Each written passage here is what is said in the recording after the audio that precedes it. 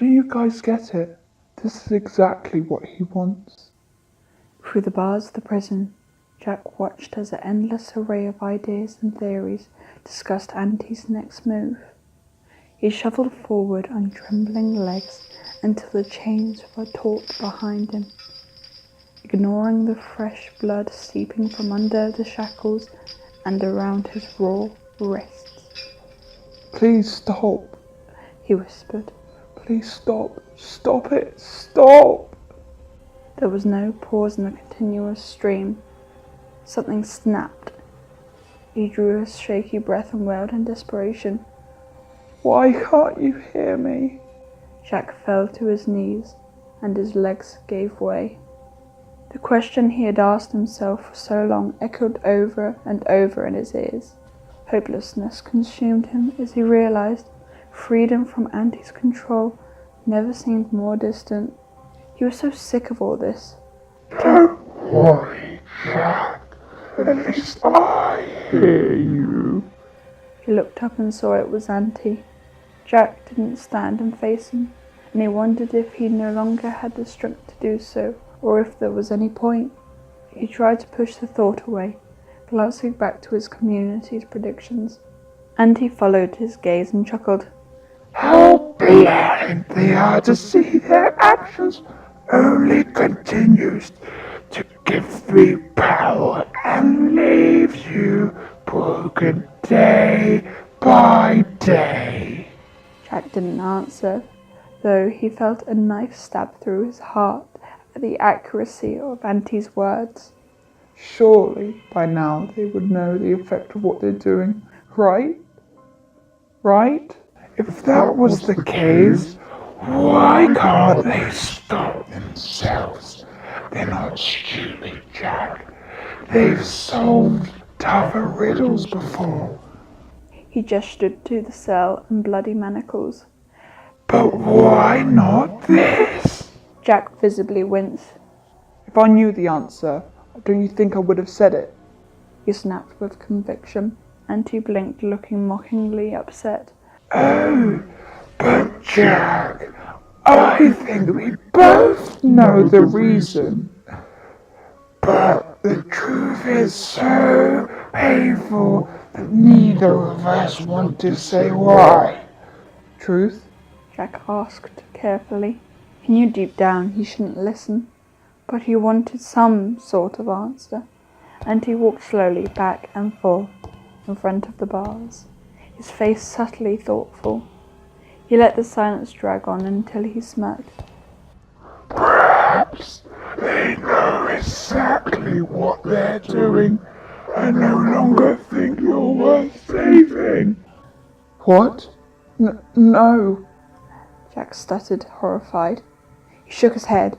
They couldn't do that. His mind was racing. Why I am their creation, Jack. Their favorite boy. What if they knew about my pretending trick all along? Auntie's eyes glowed bright in the darkness, and he smiled wickedly. After all, it's me they've always wanted to see. They're getting exactly what they want. Jack looked at Auntie, feeling numb. But you're not me. His voice wobbled, and Auntie raised an eyebrow. So, if I can still be there for the both of us, why would they ever want you to come back? The knife cut itself through Jack's heart and twisted deeper than ever before. As much as he tried to deny it, and his claims made sense. Why would they abandon me? Don't I matter more than Auntie? Face it, they've always been on my side, trying to forget you for me. If they wanted to save you, then why do they ignore your pathetic cries for help? Auntie's voice suddenly lost all its distortion. Help me, please. Someone help me. The pain was not faked or exaggerated. Jack had lost count how many times he screamed those words. How hopeful he was in the beginning that his community would hear and save him from this nightmare. How hard he fought, thinking anyone would listen. But nobody came.